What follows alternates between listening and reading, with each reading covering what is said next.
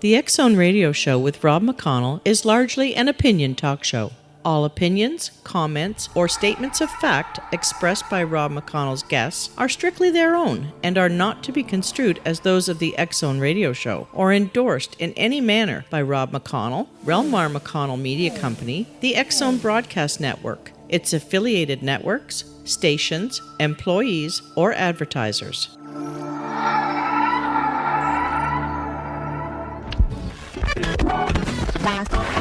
All Hit Radio.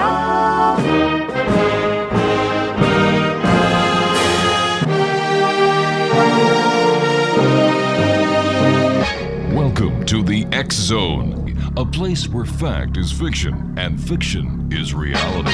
Now, here's your host, Rob McConnell. Welcome back to the X Zone, everyone. My name is Rob McConnell. We're coming to you from our studios in Hamilton, Ontario, Canada. Worldwide toll-free, 1-800-610-7035. Email xzone@xzoneradiotv.com. On MSN Messenger, xzoneradiotv@hotmail.com. And our website, www.xzoneradiotv.com. Don't forget X Zone Nation, starting on, Friday, August the 17th. It's the official relaunch of the X Zone Book Club that is headed by Laura Miller, our CEO here at Relmar McConnell Media Company. If you're a self-published author and you're looking for a place to get press releases, website help, SEO, that search engine optimization, radio commercials, TV commercials, and much more, a listing on our website at www.xzonebookclub.com. Everything will be there for you as an independent author, something that we here at the X Zone Nation and Relmar have been looking into very seriously after we've received all the complaints from authors around the world. We decided to give the authors a place where they can be safe, make money, and prosper. It's plain and it's simple. So that's starting on August the 17th, which is a Friday.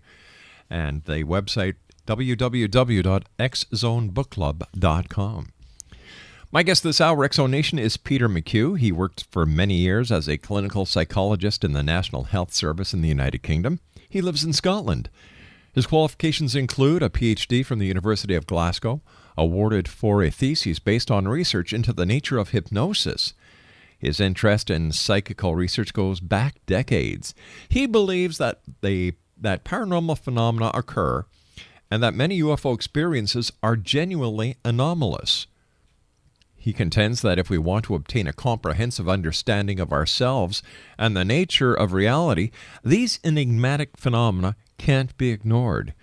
Peter is the author of a recently published hot book entitled Zones of Strangeness, an examination of paranormal and UFO hotspots. Joining me now from Scotland is Peter McCue. And Peter, welcome to the X Zone. Thank you very much. Peter, how did you get involved in UFOs and the paranormal? My interest in this whole subject goes back to my very early years, I'd say the early teens or even earlier than that. I must admit that it probably arose from a sense of excitement that these subjects elicited in me, even fictional stories about the paranormal. But that soon became a sort of intellectual interest as well as I started reading extensively into the subject. And it intrigued me because if these phenomena are genuine, they don't gel well with traditional conservative ways of looking at the way the universe works. So that's when my interest began. Peter, you worked as a clinical psychologist for many years. Did patients report UFO and paranormal experiences to you? They did occasionally. I would sort of pick up on anything that they mentioned perhaps about that because of my particular interests. But some patients did. I think the problem with patients and indeed with the public generally in talking to professionals is that there's probably a natural reticence to mention experiences of that type because of the prejudice against admitting that sort of thing, of fear that they might be regarded as insane or cookies or not very coherent and logical.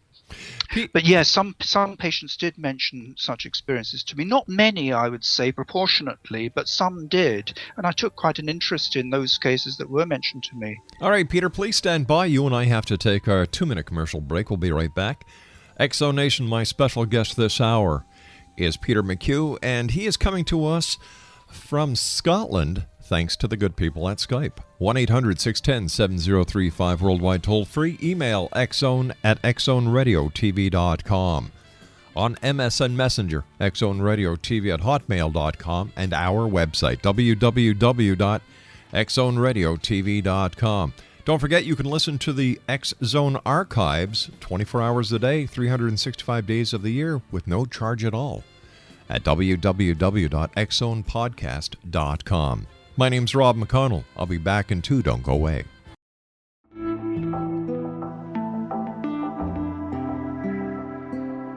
Take a step back in time and discover old Florida cuisine at Marsh Landing Restaurant in Fellsmere. Enjoy delicacies such as frog legs, gator tail, catfish, and swamp cabbage, or enjoy the more traditional cuisine like hand-cut Angus steaks, ribs, and seafood. Join us for breakfast with a southern flair featuring sweet potato pancakes, biscuits and gravy, and much more. Planning a party? Marsh Landing's private dining room can accommodate groups from 8 to 80 people. While you're visiting, enjoy the historic pictures, artifacts, and stories that line the walls. Marsh Landing is truly a unique experience. Marsh Landing Restaurant, 44 North Broadway in historic Fellsmere, or visit marshlandingrestaurant.com. Marsh Landing, old Florida cuisine at its best.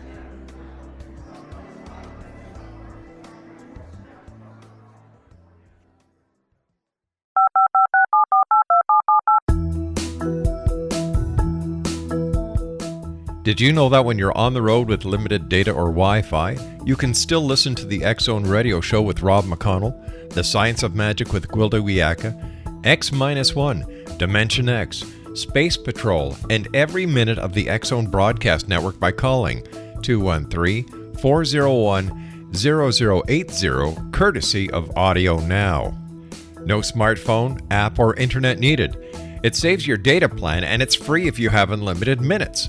Call 213-401-0080 to listen on any phone, anytime, anywhere. Remember, 213-401-0080 for the best of the paranormal, parapsychology, and sci-fi radio programming anywhere, 24/7, 365.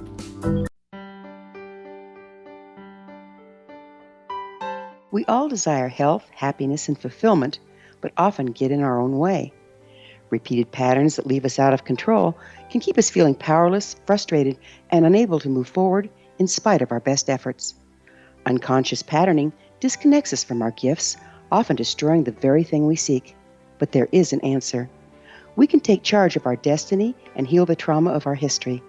Shamanism is an effective ancient modality that can reconnect us with our true selves, empower the creation of our dreams, and return us to health and balance.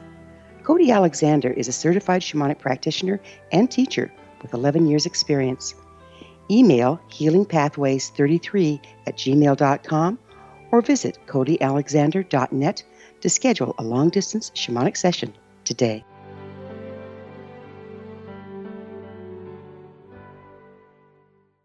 I'll tell you something, Exonation. It certainly is a sunny afternoon here in Hamilton, Ontario, Canada. It is 97.6 degrees outside.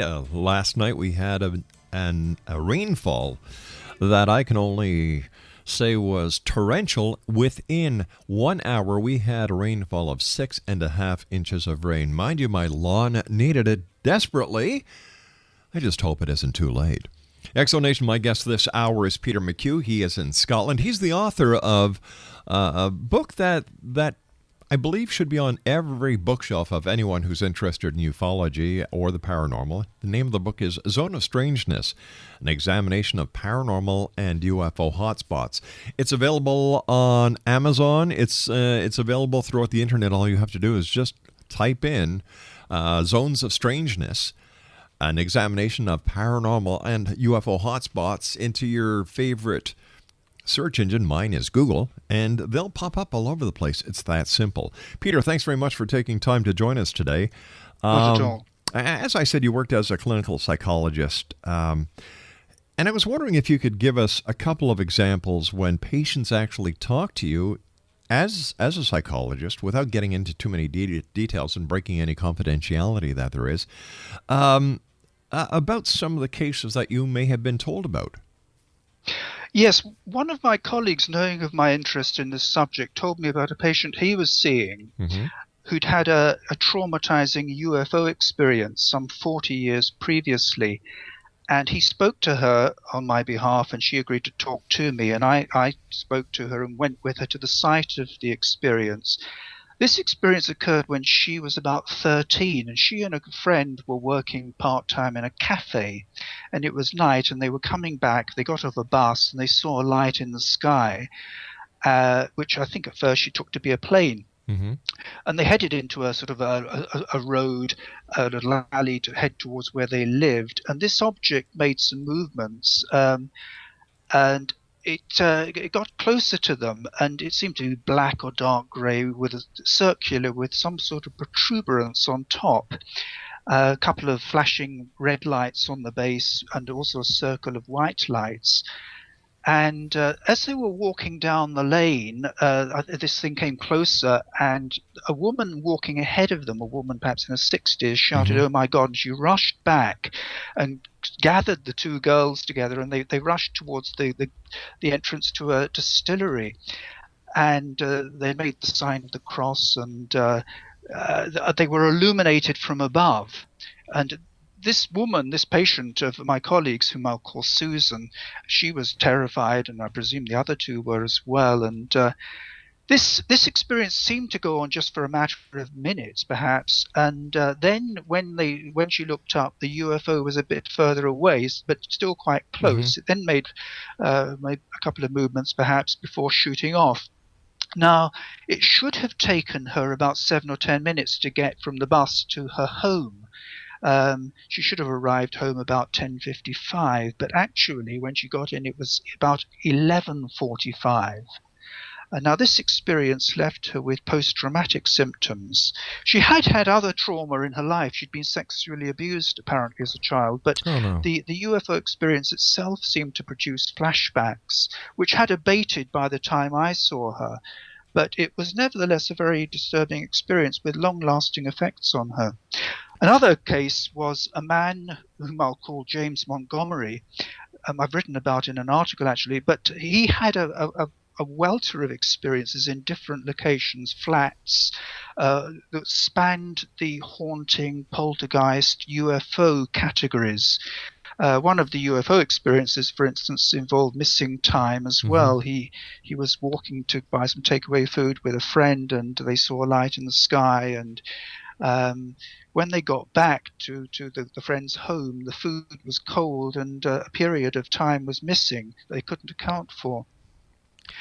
And the interesting thing about this particular person is that his experience did span quite a wide range of paranormal categories. As a clinical psychologist, Peter, have you noted any common threads in those who claim to have had paranormal UFO encounters?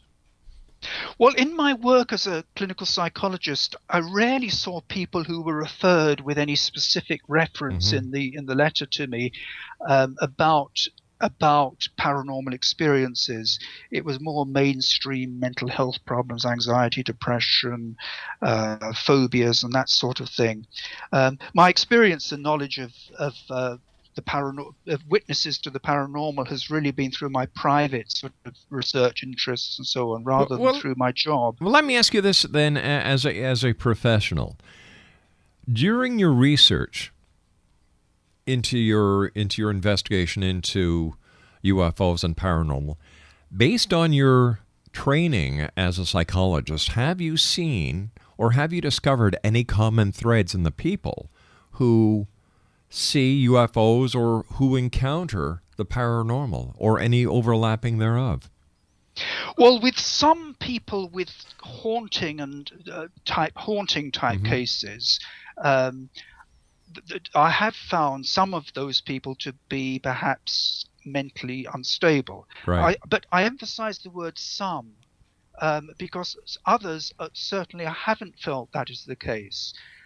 For instance, I was a member of a society a while back that would receive contacts from the public who felt that they had some paranormal activity perhaps going on in their home. Now, some of these people did seem to be unwell, I mean, to put it bluntly. Okay. But I wouldn't say they all did. And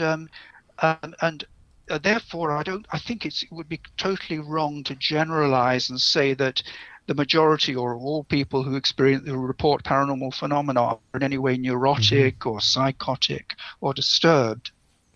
Is it possible, Peter, that these people who report strange events, such as events within the realm of the paranormal or UFO sightings, have the ability that others in the general populace may have shut off at an earlier age, and something within the people who have these encounters or these sightings, something in their life has kept this ability clicked on?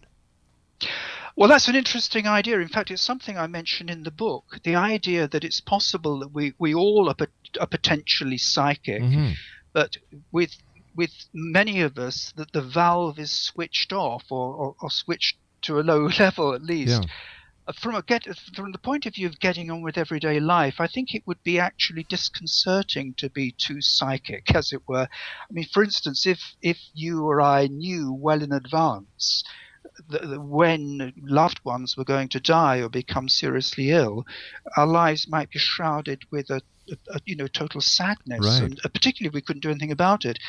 By the same token, if we all had consciously available psychokinetic powers, that could be dangerous, because people with a sadistic or unpleasant streak could use that to deliberately torment or harm other people, using psychokinesis to produce poltergeist type effects, for instance.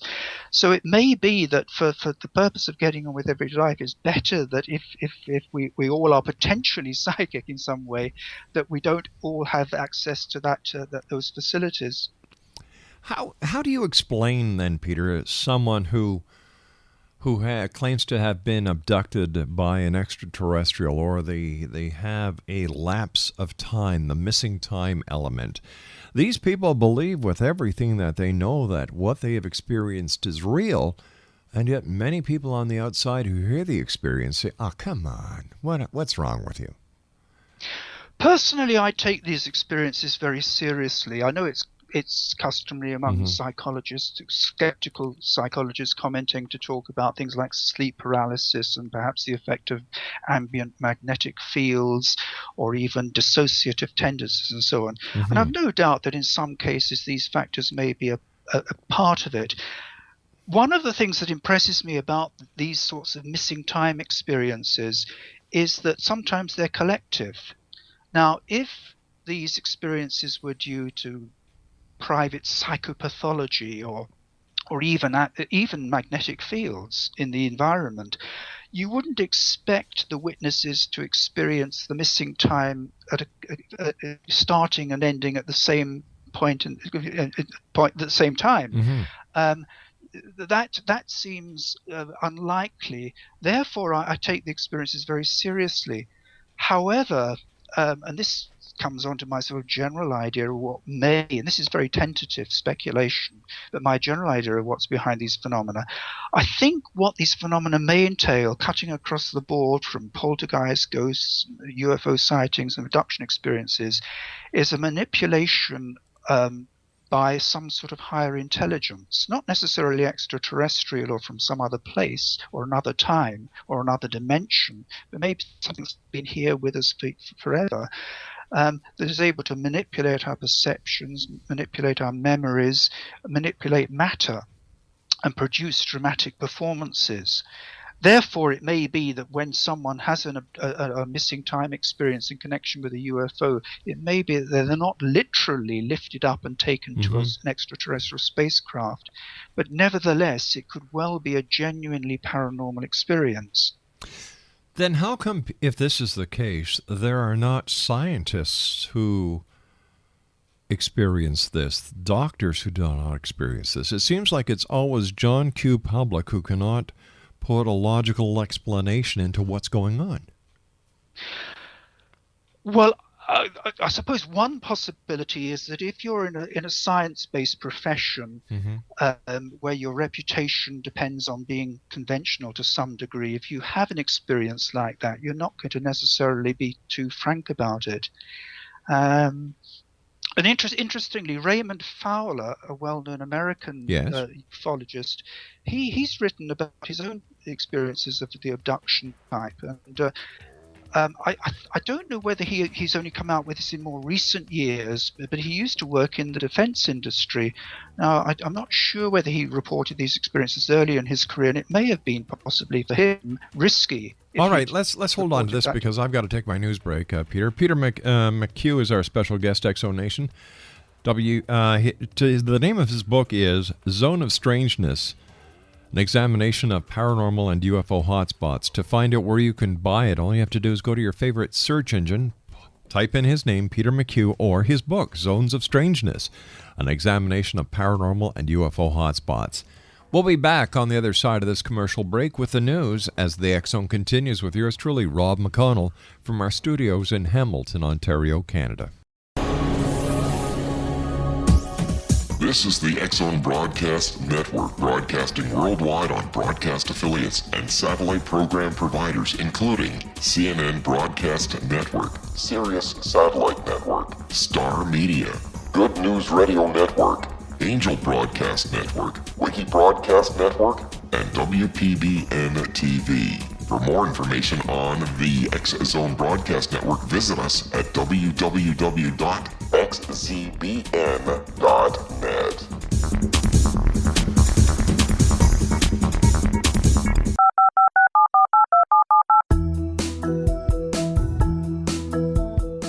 Did you know that when you're on the road with limited data or Wi-Fi, you can still listen to the X Zone Radio Show with Rob McConnell, The Science of Magic with Gwilda Wiyaka, X-1, Dimension X, Space Patrol, and every minute of the X Zone Broadcast Network by calling 213-401-0080, courtesy of Audio Now. No smartphone, app, or internet needed. It saves your data plan and it's free if you have unlimited minutes. Call 213-401-0080 to listen on any phone, anytime, anywhere. Remember 213-401-0080 for the best of the paranormal, parapsychology, and sci-fi radio programming anywhere, 24/7, 365.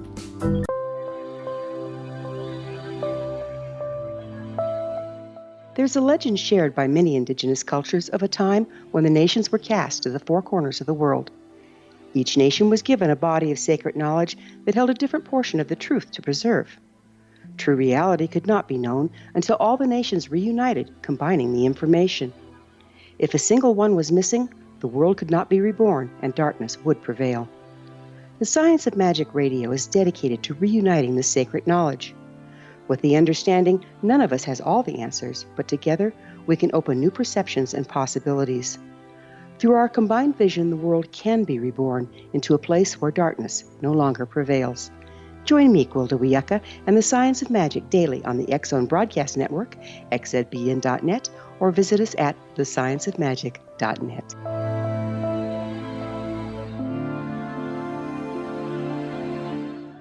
Welcome back to the X Zone, everyone. Peter McCue is my special guest. Peter's the author of Zones of Strangeness and an examination of paranormal and UFO hotspots. All you have to do is go to your favorite search engine, type in Peter's name, or Zones of Strangeness, an examination of paranormal and UFO hotspots. It's also available on Amazon. 1-800-610-7035, worldwide toll-free. Email xzone@xzoneradiotv.com. On MSN Messenger, xzoneradiotv@hotmail.com. And our website, www.xzoneradiotv.com. Peter, have you ever seen a UFO or have you ever been involved in a paranormal experience? I'm not aware of having seen a UFO. I may have had paranormal experiences. I'm not sure. Mm-hmm. I say that not sure because it may be that low-level paranormal experiences are occurring in our lives without our necessarily noticing or easily forgetting them.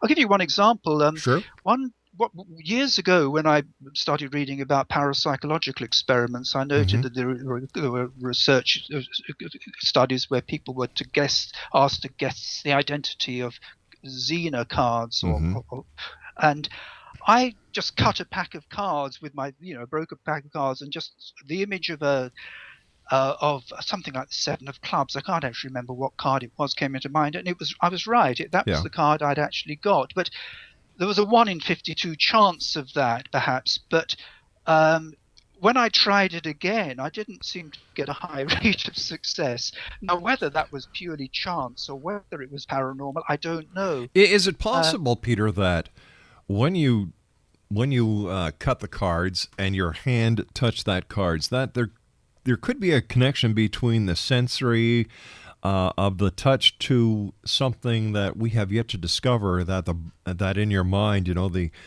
the Seven of Clubs popped up, and I was wondering if there's a connection there between what happened with you with the Seven of Clubs and what many blind people report as being their extra eyesight, or the image from the inner eye. I'm not sure about that, to be honest. I don't know. I mean, as I say, with my own experience, I wouldn't place too much stock in it because it was a sort of one-off thing. But it could be that paranormal ESP, for instance, is operating not only in a dramatic way with very obvious things, but it could be operating at a low level with us at times.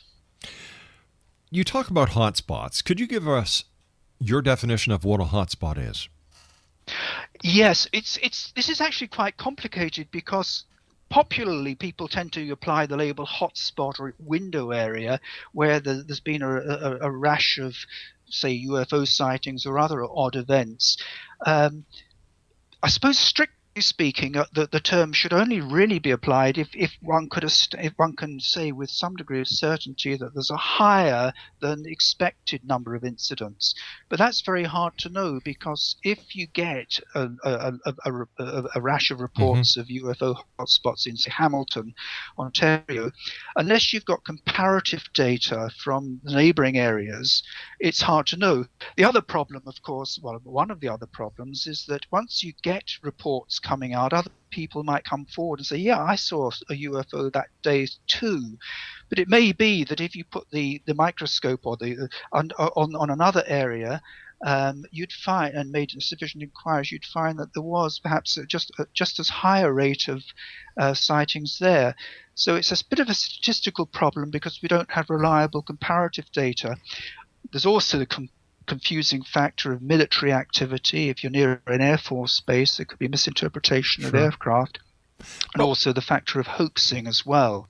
However, having said that, I think there are some places that one can say, at least for a time, have at least a prima facie case for being called hotspots. Britain is very well known for Stonehenge. What is your opinion of Stonehenge, and would you consider Stonehenge to be a hotspot? I'm not aware that Stonehenge itself is a hotspot, but interestingly, an area a little to the west of that, the Warminster area, around the town of Warminster in the same county of Wiltshire, in the 1960s, that became an alleged hotspot. Initially, there were some strange sounds reported in the area. Very soon, it became an area that was reputed to be a hotspot for UFO sightings, but also other anomalies. And this went on. This sort of alleged activity went on for more than 10 years. And one of the problems about this case, skeptics say, well, a lot of the reports from the Warminster area were filtered through a journalist called Arthur Shuttlewood, who had a flowery turn of phrase in his writing, and it's been suggested that he wasn't a very reliable reporter. However, I'm not aware that he literally made things up, and he also spent a great deal of time, his own time, on the local hills, sky watching. So I doubt whether he was an out-and-out fraud intent on misleading other people. It may be that he wasn't a very critical reporter, and maybe he misinterpreted some of the things he saw. But the alleged phenomena in that area don't rely entirely on him. There is testimony from others. So I'm open to the possibility that there was genuine activity in that area. 1-800-610-7035 worldwide toll free. Our special guest this hour is Peter McCue. He is the author of Zones of Strangeness, an examination of paranormal and UFO hotspots. It's available at Amazon.com and other online bookstores as well. Peter, in your book you give lots of case examples and also discuss theories. Could you say a bit about the various theories that people have put forward to explain ghostly phenomenon? Yes, in the book I divide the theories about ghostly phenomena into two categories: naturalistic, that is, theories which account for the phenomena in normal terms, and psi-based theories. Psi is a term used by parapsychologists to refer to paranormal phenomena, a general collective term.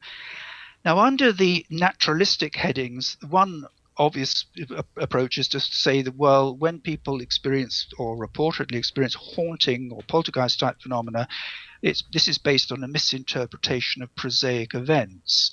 Another possibility in the naturalistic category is hoaxing. Another theory which has been considered, but I don't think it's very widely applicable, is that underground streams could cause vibrations and unusual sounds, which might be interpreted as spooky phenomena. Low frequency sound, infrasound, has been suggested as a possible cause of some ghostly phenomena. Vibration from seismic activity. But perhaps the most significant naturalistic theory is that ghostly phenomena, and indeed some UFO phenomena, are the result of ambient magnetic fields, either arising from geological conditions or indeed from man-made sources.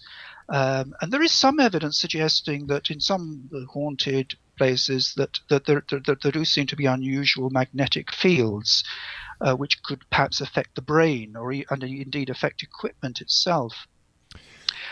Again, a problem, though, I have with this magnetic theory, although I don't reject it in total, I think it doesn't easily account for collective experiences. For instance, if you and I are in a house and we at the same time see a ghost, right? We see the same ghost.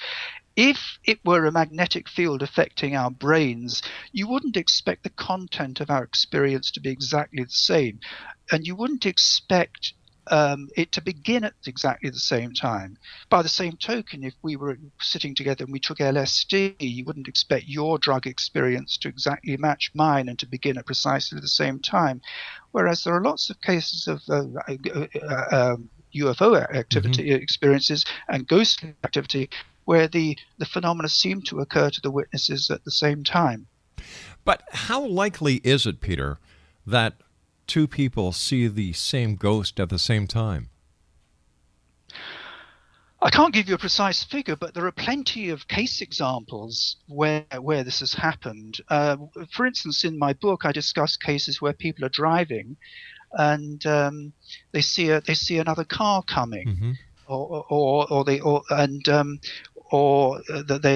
people collectively witness something. So I think that there are quite a few cases on record where people do collectively see the same apparition. Is there such? I've heard it said that at times people can actually project these images into other people who have an open mind to the power of suggestion. So if you've got one person who has a strong enough will, for example, and you've got 5 or 6 other people who want to see something, they believe in it, that the person with the strongest will can actually project an image into the minds of these other people. Do you mean telepathically, or do you mean by normal means? Telepathically. Oh, yes. Well, under the psi-based theories, which I haven't mentioned yet, one of the psi-based theories is that apparitions, haunting apparitions, and indeed other apparitions, may be produced by telepathic interaction among people occurring at a subconscious level. There was a British researcher, long deceased now, but called Tyrrell, who suggested that for instance, in cases where someone has maybe a fatal accident and a relative at a remote place sees an apparition of the loved one at the time of his or her death, and these cases are known as crisis apparitions. He also suggested that hauntings, recurrent apparitions occurring in particular locations, could be mediated by telepathy. And in fact, he went as far as to suggest that there could be the surviving self of a deceased person who's broodingly reminiscing about his or her past life may somehow trigger off hallucinations in the minds of people living in the previous residence. To be honest, I think there are problems with that theory because a lot of hauntings involve physical phenomena. And Tyrrell's theory doesn't readily account for the physical manifestations which often occur in cases of haunting. So it may be true, but it's not very comprehensive. But what kind of physical manifestation are you talking about? I'm talking about object movements, maybe the pulling of bedclothes, the disappearance of an object from one position and its appearance somewhere else. In practice, it's often hard to distinguish between, as you may know yourself, between cases that are sometimes called hauntings and cases that are known as poltergeist cases. People sometimes make a distinction, but it's hard to sometimes distinguish between these two types of case. And a lot of hauntings do involve not only sensory phenomena such as sensations of cold, seeing things, but also minor poltergeist-type activity. I can give you one example, for instance, a case I investigated here in Scotland. A man who's in the house of a family. There'd been numerous little incidents over the years, and even before the man was with his current partner. But while he was with his current partner, and one incident was he went to a metal container in his living room one morning to take out 3 20-pound notes that were there, and found them missing. They were folded up notes, so they had folded these notes and they were in the tin, but they weren't there when he went to get them. And he was quite disconcerted by this. He left the house. He returned at lunchtime that day to find 3 uncreased 20-pound notes lying on his coffee table. One quick question comes to mind. Was he married? He was in a relationship. He was. I don't think he was not formally married, but effectively in a partnership. But you see, at something like this, I ask the question: how do we know? I don't think anyone else had been in the house between when he left the house. You see, the question in my mind when I hear something like this, Peter, is how do we know that they are the 3 same bills that he left in the pot? That somebody might. I don't think they were. You know, so that was the point I was making. The notes in the container had been folded and were presumably creased. The notes on the coffee table were the same denomination, right? But they looked new. You see, what I think may be going on with this sort of case is that these aren't random phenomena produced by magnetic fields. I think they're orchestrated. All right, Peter, let's hold it right there. We've got to take our final break for this hour. Interesting conversation with an interesting gentleman. X-Zone Nation, my guest this hour is Peter McCue.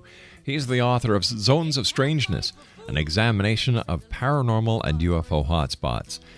All you have to do is type in Peter McCue or Zones of Strangeness, an examination of paranormal and UFO hotspots into any search engine, and bang, you'll be able to find it, purchase it online, and it gets delivered right to your door. We'll be back on the other side of this break with our guest, Peter McCue, as the X-Zone continues from our studios in Hamilton, Ontario, Canada. Don't go away. This is the X-Zone Broadcast Network, broadcasting worldwide on broadcast affiliates and satellite program providers, including CNN Broadcast Network, Sirius Satellite Network, Star Media, Good News Radio Network, Angel Broadcast Network, Wiki Broadcast Network, and WPBN TV. For more information on the X-Zone Broadcast Network, visit us at www.xzbn.net.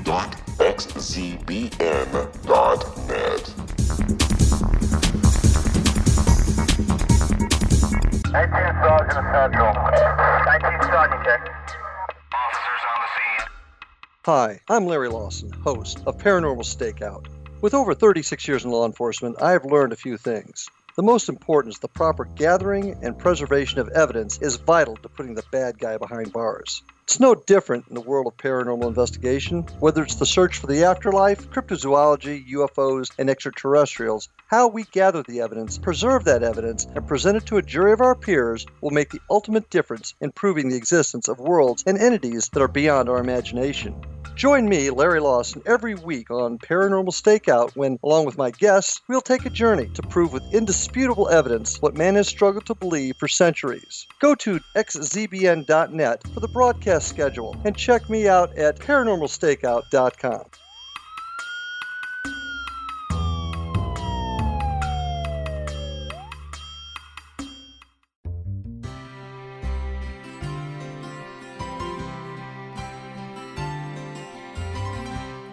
True healing must address 4 levels: physical, emotional, mental, and spiritual, for us to live joyful and productive lives. We tend to treat 3 of the 4, leaving the spiritual languishing. If you're tired of the same dysfunctional patterns cropping up in your life, soul balancing is for you. Trixie Phelps, owner and founder of Soul Balancing, is a naturally gifted energy healer trained in numerous esoteric forms, including shamanism. Trixie has created a powerful modality that safely and effectively clears your energetic field. A soul balancing session can remove interference, heal trauma, and restore your hope. Contact Trixie for a life-changing long-distance session today, www.soulbalancing.world.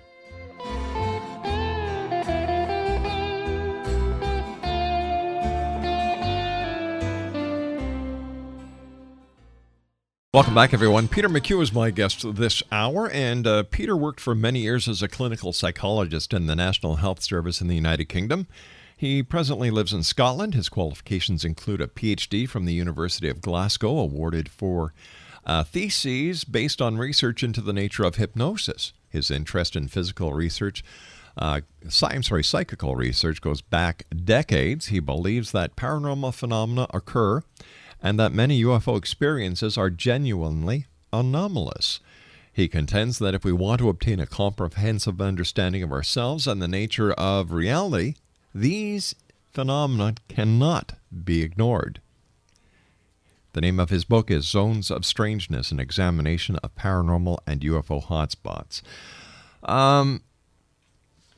So in conclusion, Peter, are you optimistic that our understanding of these enigmatic phenomena is likely to improve greatly in the foreseeable future, or will they continue to be part of a pseudoscience?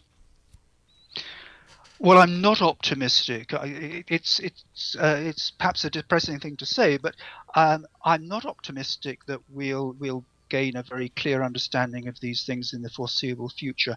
I don't regard them as pseudoscience. I think they're important phenomena, very important, because they do suggest that our conventional models of reality, unless they can adjust to take account of these phenomena, are incomplete. But I'm not sure that we'll gain an understanding. As I said before, I do wonder whether these phenomena are orchestrated by some sort of intelligence that is essentially producing a kind of paranormal theater, and the content of the paranormal theater can vary. It may be UFOs, it may be Bigfoot, it may be ghosts, and these entities themselves may not have any permanent existence, but we're being exposed to theatrical displays for some purpose or some reason that isn't clear. And now, if that's the case, it may be that this intelligence, which is running the show behind the scenes, isn't going to reveal itself any more than it has over the last 50 or 100 years.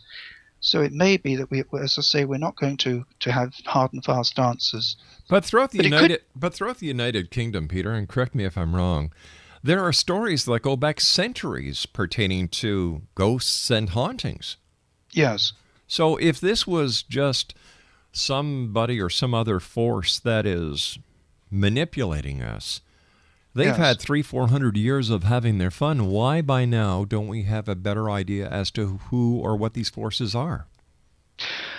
Well, one possibility is that this is conjecture, of course, is that these performances are intended to keep us on our toes, to challenge complacency, so that if we humans think that we've got a good grasp on reality and we have a rather narrow, mechanistic, materialistic interpretation of the way the universe works, by producing phenomena now and again which don't really fit with that, it may be saying, look, hang on, you need to be thinking a bit more. A bit like a kind of avuncular relative giving riddles to his grandson or nephew. Peter, you know what? We've run out of time for tonight. I'd love to have you back in the next week or so to talk more about this. It's a fascinating topic. You're a great guy. I love the way you think, the way you come across. And I just wish to heaven there were more people like you out there taking the UFOs and the paranormal into an arena that makes sense. And you do a great job of that, Peter. Well, thank you very much. Peter, it's been my great pleasure. Peter McCue has been our guest, Exo Nation. He's the author of Zones of Strangeness, an examination of paranormal and UFO hotspots. I'll be back on the other side of this break with the news. Don't go away.